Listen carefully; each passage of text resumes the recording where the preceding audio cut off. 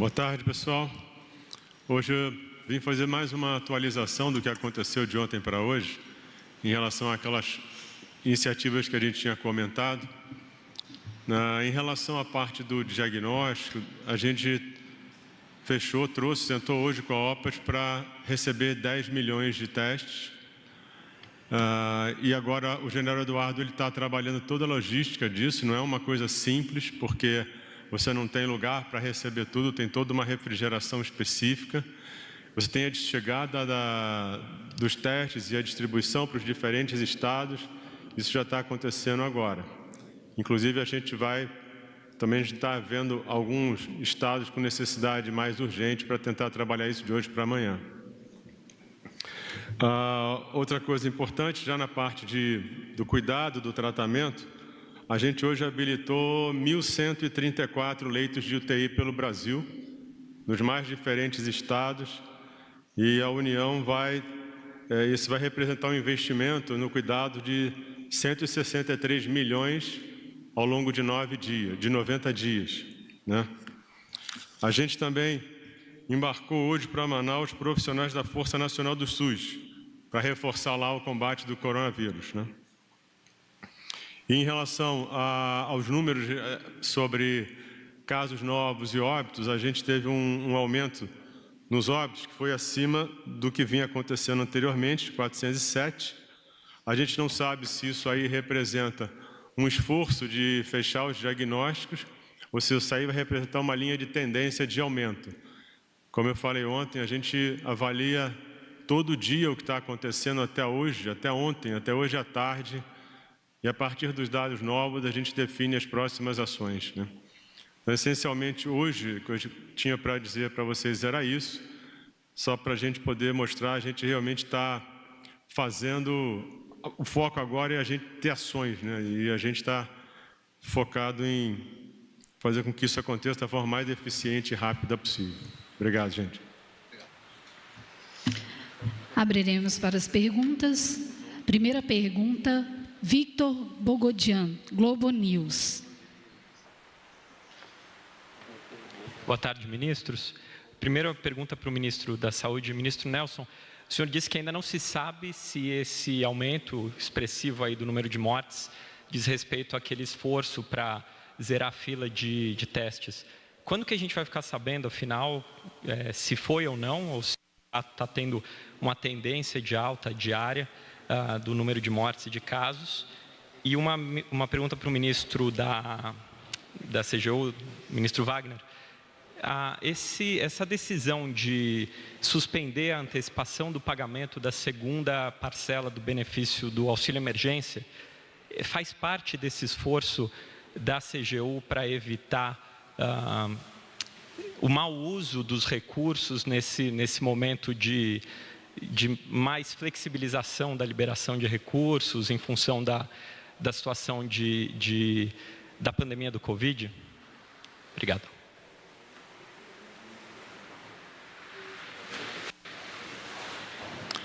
Na prática, o que você tem que fazer é acompanhar dia a dia. Se for uma linha de tendência de aumento, os números dos próximos dias vão aumentar cada vez mais. E aí a gente vai saber que isso não é um esforço pontual, mas que isso é uma tendência. Por isso que eu comentei ontem também que as expectativas, os modelos, as previsões, eles têm que ser feitos usando os dados mais recentes, porque é quando você analisa aquilo e tenta projetar para um espaço curto, para uns 14 dias. Porque esse espaço mais curto, a tua chance de acertar o número que vai evoluir e definir as necessidades é muito mais preciso. Então, essencialmente, o que a gente vai ter que fazer é ver os próximos 2 dias o que vai acontecer. Com isso, a gente vai ter uma ideia, um fato do que está acontecendo e vai tomar as ações necessárias. Bem, sobre a antecipação do pagamento do benefício de R$600, o governo ele vem trabalhando de forma bastante preocupada com a situação da população, de tal forma a fornecer a melhor qualidade de vida para essas pessoas que estão necessitando desses recursos, então verificou-se uma possibilidade de um adiantamento por uma parcela de pessoas que fazem jus ao benefício.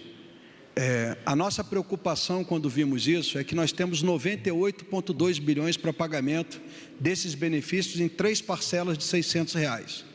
A nossa verificação até o dia 20 de abril era que até esse dia já havia sido transferido para a Caixa 31 bilhões de reais, que se aproxima muito de 1/3 do valor. E pelos nossos cálculos ainda tinham muitos casos a serem analisados. Como era uma estimativa de valor com base no cadastro único, e a quantidade de pessoas que estão solicitando, elas são maiores do que, pelo menos aparenta ser maior do que a expectativa inicialmente feita, ou o planejamento inicialmente feito, o que nós alertamos era que não realizássemos um pagamento de uma segunda parcela antes de se verificar que o pagamento da primeira foi praticamente encerrado, ou pelo menos tem-se uma estimativa do número total de pessoas e o quanto que eu necessitaria de incremento na quantidade de recursos orçamentários para cobrir esses valores. Então, eu imagino que 98 bilhões ia dar perto de 33 bilhões por mês, mas se esse valor subir para 40, eu já não preciso mais de 98, eu preciso de 120 bilhões. E eu preciso ver se eu tenho recursos suficientes para essa atividade. Então, a nossa medida não é em relação à corrupção, é uma medida em relação à preocupação orçamentária, né? Então a gente preferiu ter essa cautela. O governo está correndo para tentar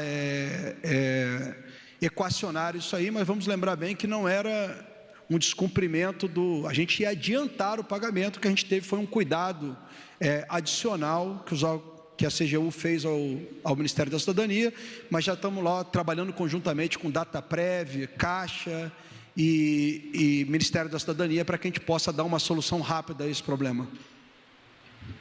Uma coisa que eu esqueci de falar, alguém comentou que houve um questionamento sobre a reunião do CFM hoje com a gente, se era sobre a cloroquina, e era. O CFM não foi uma discussão, o CFM veio trazer um posicionamento da instituição, e essencialmente o que ficou é que fica a critério do médico, seja no hospital ou mesmo em nível ambulatorial, que é um pouco diferente do que a gente tem como pelo Ministério da Saúde, que é o uso do paciente hospitalizado, grave ou crítico.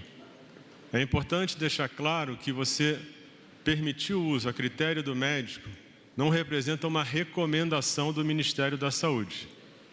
A recomendação vai acontecer, seja com a hidroxicloroquina, seja com qualquer outro medicamento, o dia que a gente tiver uma evidência científica clara de que o medicamento funciona. Tá? Então, isso é importante falar para deixar claro que não é uma recomendação nossa, é uma autorização. Recomendação depende de estudo científico sólido. Próxima pergunta, Fábio Murakawa, Valor Econômico.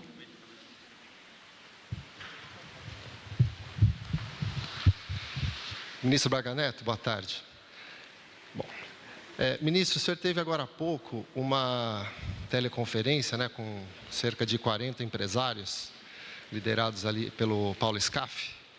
Eu gostaria de saber o que foi discutido, se eles trouxeram alguma demanda ou algum quadro para o senhor, né, e, enfim, se o governo deu algum posicionamento para eles, foi só ouvir. E também queria saber do senhor se, de fato, existe um dilema entre uma ala militar do governo, que é mais com tendência mais desenvolvimentista, e uma ala, o ministro Paulo Guedes, né, mais preocupado aí com a contenção de gastos, tal. Se esse dilema está posto no momento, se vocês estão discutindo aí de que maneira sair da crise do Covid, se é gastando mais, como é que está essa discussão? Olha, eu realmente agradeço a sua pergunta, tá? Porque eu acredito que houve uma má interpretação, um desvirtuamento do que foi mostrado ontem aqui. E aí eu vou depois chegar na reunião com o Paulo Scaff. O que aconteceu com aquele plano que nós mostramos ontem, o Pro Brasil, aquilo ali surgiu do seguinte: os ministros, a função da Casa Civil é coordenar né, a ação dos ministérios, para que nós possamos ter aquela sinergia que eu falo, não ficar cada um puxando para um lado e buscando, brigando pelo seu recurso. Tem que ter uma priorização, tá? Como não tem recurso para tudo, tem que priorizar. Quando o primeiro-ministro me procurou, apresentou um plano. O segundo-ministro me procurou, apresentou um plano. Antes do terceiro vir, nós resolvemos reúne todos os ministérios, inclusive o Ministério da Economia, tá? Vamos alinhar todos os planos, vamos ver o que o pessoal quer, o que é comparar necessidade com possibilidade, tá ok? Então reúne todo mundo, ninguém falou em estourar planejamento já estipulado pelo Ministério da Economia, não se falou em recurso. Vamos ver primeiro quais são as ideias. Eu dei um prazo, nós demos um prazo, fizemos um prazo, um trabalho conjunto da minha equipe toda lá na Casa Civil, com outros ministérios, né? E se você observar aquele que eu mostrei ontem, embaixo, perpassando todos os ministérios, todas as ações, você tinha a parte econômica, que é quem vai dizer da possibilidade ou não. Tem investimento público, tem investimento privado, tem de tudo, tá? Dependendo da capacidade do Ministério Econômico. Ninguém falou em estourar teto de gastos, não se falou em recurso, se falou em juntar os planejamentos e coordenar esses planejamentos, tá? Então, isso aí mata uma parte da sua pergunta com relação ao Ministério da Economia. Não tem nenhum desacordo, porque nada foi falado de economia, foi falado em reunir-se os planos. Exatamente com o pessoal da Fiesp que nos procurou, foi justamente para esclarecer isso, colocar isso bem claro para eles, e eles se colocaram à disposição, tá, do governo para auxiliar também com ideias, com propostas que serão estudadas e dentro de 2 meses, aí sim, nós vamos ter um fechamento de tudo isso, com participação de todos, coordenado pela Casa Civil. Tá ok? A conversa foi exatamente sobre os planos. Eles me perguntaram, as perguntas dele foram todas sobre o plano, sobre essa questão econômica, sobre como é que vinha o dinheiro, etc, etc. Eu falei, isso aí, a primeira reunião dos ministérios está ocorrendo agora na sala 95 ou 97? 97, com a participação de todos os ministérios lá, inclusive da economia. Tá bom? Ministro, só uma complementação importante. O que nós temos hoje, e a gente fala do plano, mas nós temos hoje um esboço do plano que estará pronto ao término de uma consultoria que vai levantar todos os dados. Então, assim, o pessoal já está passando um pouco a carroça na frente dos bois, porque ao término dessa situação nós vamos ter uma necessidade de investimento que poderá vir do público ou do privado, conforme as disponibilidades existentes. A finalidade daquilo ali foi simplesmente para mostrar que o governo está se planejando para já agora, durante a crise, para o pós-crise, tá? Está coordenando uma ação coordenada. Essa foi a intenção. Próxima pergunta, Caio Espeixoto, Poder 360.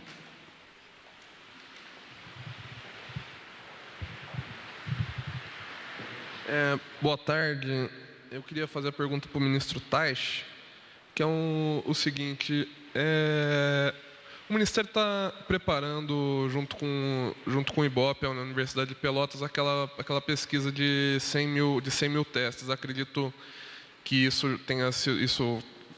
não foi uma coisa que foi depois do senhor chegar, mas eu queria saber como o senhor está enxergando esse esforço, o que o senhor vê de principal potencialidade nele, o que é... Eu te confesso que eu ainda não conversei com os pesquisadores, tá? Mas o foco vai ser o seguinte: quem está sendo testado, qual teste que está sendo feito. Isso vai dar várias informações importantes para a gente.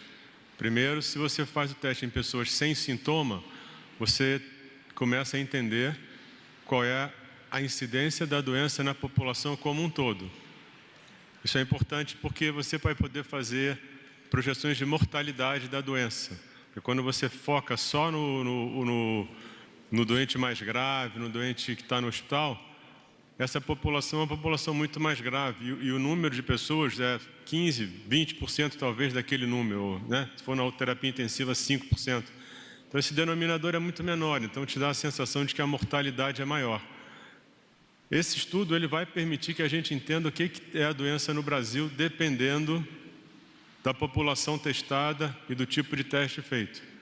Eu me comprometo a falar isso para vocês numa próxima vez, porque ontem eu ia ter reunião com o pessoal do projeto, acabou que não deu tempo, mas é um dos pontos que a gente vai usar para avaliar a doença é esse estudo, inclusive se ele vai ficar restrito a Pelotas, se ele vai para outros lugares, o quanto ele vai poder mapear o Brasil. Mas essa eu vou ficar te devendo, essa eu não tenho agora. Última pergunta, Gustavo Garcia, G1. Boa tarde, ministros.